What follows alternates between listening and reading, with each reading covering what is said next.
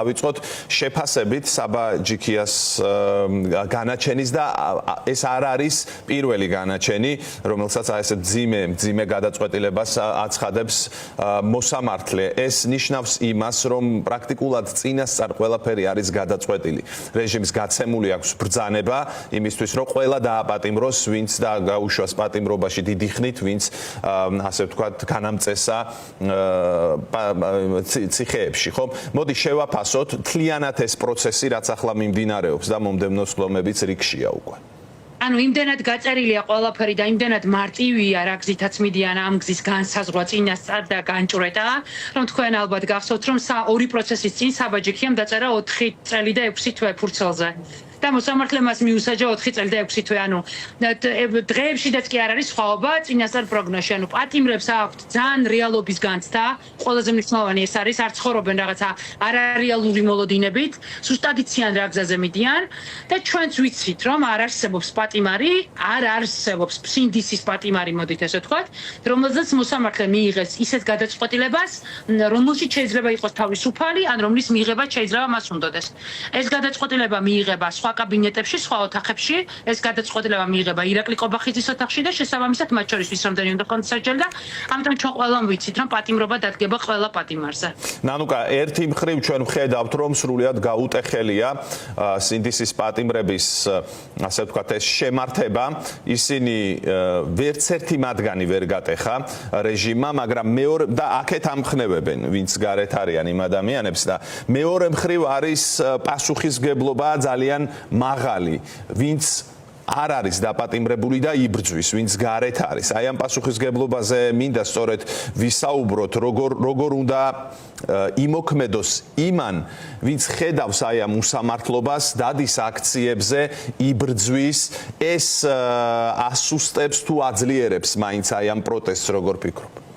პირველ რიგში მინდა ვისაუბრო, აი რაღაცა მოკლე კომენტარი მინდა გავაკეთო პატიმრების საერთო რაღაცა გაძლებასთან და აი ამ რაღაცა ძალიან სიმტკიცესთან დაკავშირებით. სხვათა შორის მინდა გითხრათ, რომ რამდენიმე პატიმარი იყო, რომელიც ძალიან დისტანცირებდა საჯარო ურთიერთობებისგან, დისტანცირებდნენ რაღაც წერილებს არ აგზავნიდნენ, იმიტომ რომ ჰქონდათ მცდელობა, რადგან მაგალითად იყო ისეთი ვიდეო თკისებულება, სადაც შეეძლოთ, რომ თუნდაც ზარალის ანაზღაურებით იქ რაღაცა საპროცესო გამოეფორმებინა და გამოსულიყვნენ, წავიდნენ მეორე გზით, იმიტომ რომ ის არ იყო ჯგუფური, იმიტომ რომ თქვენ იცით, რომ ჯგუფურ შემთხვევაში ერთი პატიმრის აღიარება ნიშნავს ყველა პატიმრის აღიარებას და ის არ იყო ჯგუფური, მაგალითად ორი პატიმარი იყო კამერების დაზიანებასთან დაკავშირებით, ეს მულაძის ეპიზოდია გახსოვთ ხო?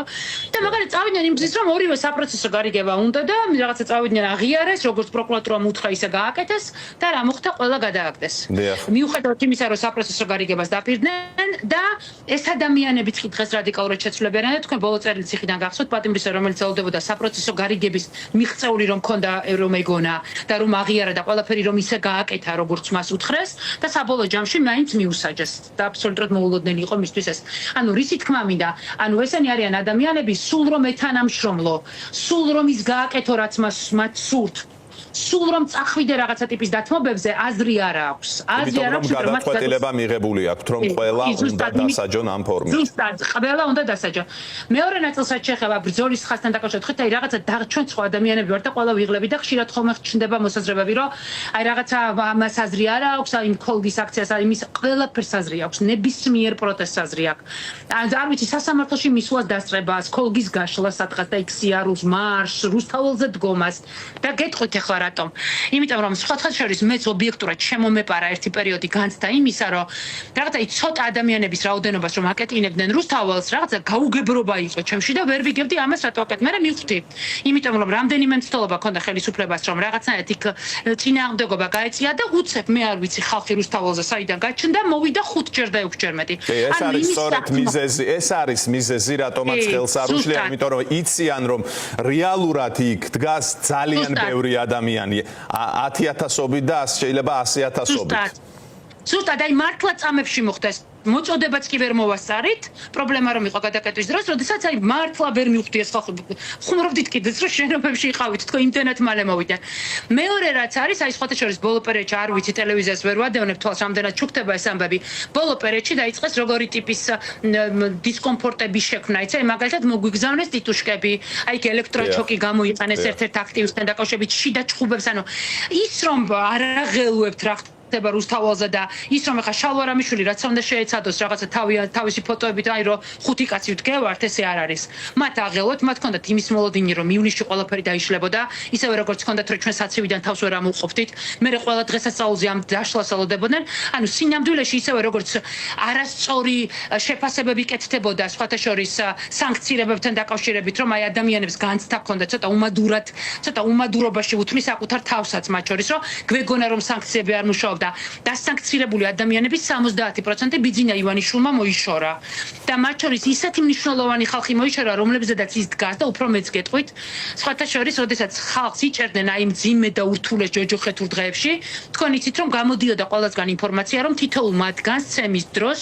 უღებდნენ ვიდეოებს გედედეს თანამშრომლები უფრო მეცაც გეტყვით მე ძალიან შიდა წყაროდან მაქვს ესეთი ინფორმაცია რომ ეს სისხლის გუბეებს რო რეცხავდნენ და ეს რაღაც იმ სადამჯელო სამარშრუტო ტაქსში თუ როგორ თქვა ცოტა დიდ მანქანაში რომ ათავსებდნენ ამ ხალხს ურტყამდნენ და მე უშვებდნენ ამას ვიდეოებით იღებდნენ და ვიდეოებით აგზავნიდნენ სხვადასხვა მიმართულებით ეხლა რატომ ყვები მე ამას აი ამას ვინც იღებდა ყველა სამსახურის უფროსი მოხსნეს და აი ამას ვინც იღებდა ყველა სამსახურის უფროსი გაყვა ხარებას იმიტომ რომ ცნობილია რომ ხარება არ აღიარებდა არავის გომელაურის გარდა გომელაურს გაყვა და ხარებას გაყვა უამრავი ადამიანის შიგნიდან რაც ნიშნავს იმას რომ ესენი ზიან ბომბზე აი ეს კადრები რომ გამოვარდეს ერთ დღეს ეს იქნება უბედური სანახავი მაგრამ ნახეთ სანქციები როგორ აზარალებთ მათ რომ უღირდათ ამ ადამიანების გვერდზე გაწევა ამ ბომბზე დაჯდომა აი ხონდ ვიღაცა რო ხა შაიშმალაშვილი წავიდეს ქვეყანა დატოვოს და იქ სადღაც მშვიდგარემოში აღმოჩნდეს და უცებ რომ ეს ვიდეოები YouTube-ზე აიტვირთო სადღაც აი რომელიღაც ქვეყანიდან ძალიან მნიშვნელოვანი რაღაცას ამბობდი რომ დადასტურებით ვიცით რომ ამ ვიდეოებს უღებდნენ აი მიკროავტობუსებში ჩვენ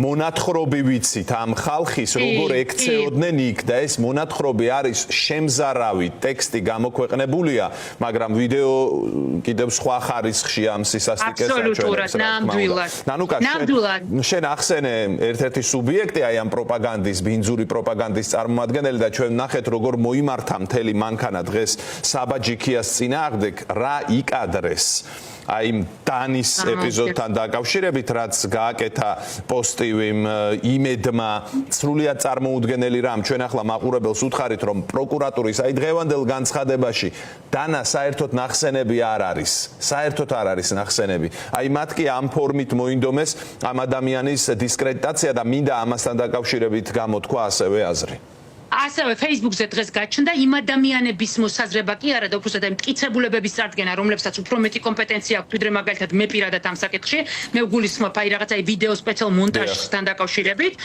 აი მტკიცებულებები გაჩნდა, რომ საბაჯიქიას ის რამდენიმე წამი გაელვებით, იმიტომ უჩანს დანა, რომ ეს არის მონტაჟი და მონტაჟის სპეციფიკით მეტად თურმე ვერ ქმნია ამ ეფექტს. მე მინდა მაყურებელს და განსაკუთრებით მოხარული ვიქნები თუ ქართული ოცნების ამორჩეველი ხა ჩვენ გვიყურებს, შევახსენო ცოტა ხნის წინ ეგრეთ წოდებული საპარლამენტო კომისიის თუ არ ვიცი რაღაც თიაწულუკიანის ხდომის და რაზბორკის ხდომიდან ერთ-ერთი ეპიზოდი. თქვენ თუ გახსოვთ ბუტა რობაქიძის ინციდენტი, რომელთა ინციდენტთან დაკავშირებით დაიკითხა მაშინდელი შინაგან საქმეთა სამინისტროს პრეს-ცენტრის თანამშრომელი მუყბანიანი, რომელიც ყვებოდა ესეთ ამბავს, რომ მაშინ ბუტა რობაქიძის საქმის ეპიზოდიდან შინაგან საქმეთა ჟურნალისტმა კი არა, მედიამ კი არა, შინაგან საქმეთა სამინისტროს პრეს-ცენტრის თანამშრომელმა ამოჭრა, კი არ ჩაამატა, ამოჭრა რაღაც კონკრეტული ეპიზოდი. და ამასთან დაკავშირებით ახალმა ხელისუფლებამ შემდეგ, როდესაც უკვე მოვიდნენ ხელისუფლებაში, საქმე აღძრა და ეს პირები დააკავა. ამას ახლა მე რატომ ყვები?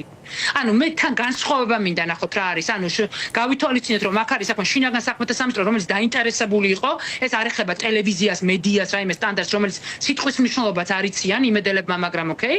და მეორე, კი არ ჩაუდო დანა დღეს რომ დღეს იმედმა დანა ჩაუდო ხალხნა საბაჯიხიას.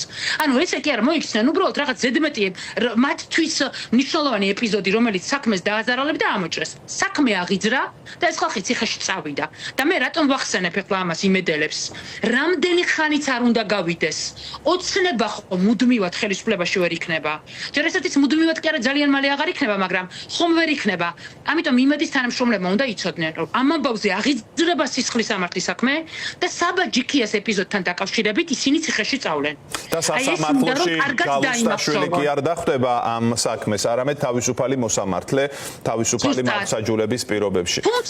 თუმცა აქვე მიდავახო თქვა, თქვენ იცით რომ ამათ ესენი იღებენ ახლა კანონში ცვლილებებს, რომელიც ჯერ არ არის ძალაში შესული, როდესაც ცილისწამებასთან დაკავშირებით უკვე რაღაცა მტკიცების მხარე გადადის მეორეზე, ანუ ართულებენ საქმეს და ძალიან კარგი, იმიტომ რომ აი ამ ახალი მათივე მიღებული კანონით შევა სარჩელი იმედთან დაკავშირებით, არავის არ აქვს იმის განცდა რომ რუსეთის სასამართლო იმედს გაამტყუნებს, მაგრამ ეს იქნება პრეცედენტი, ვერც გაამართლებს.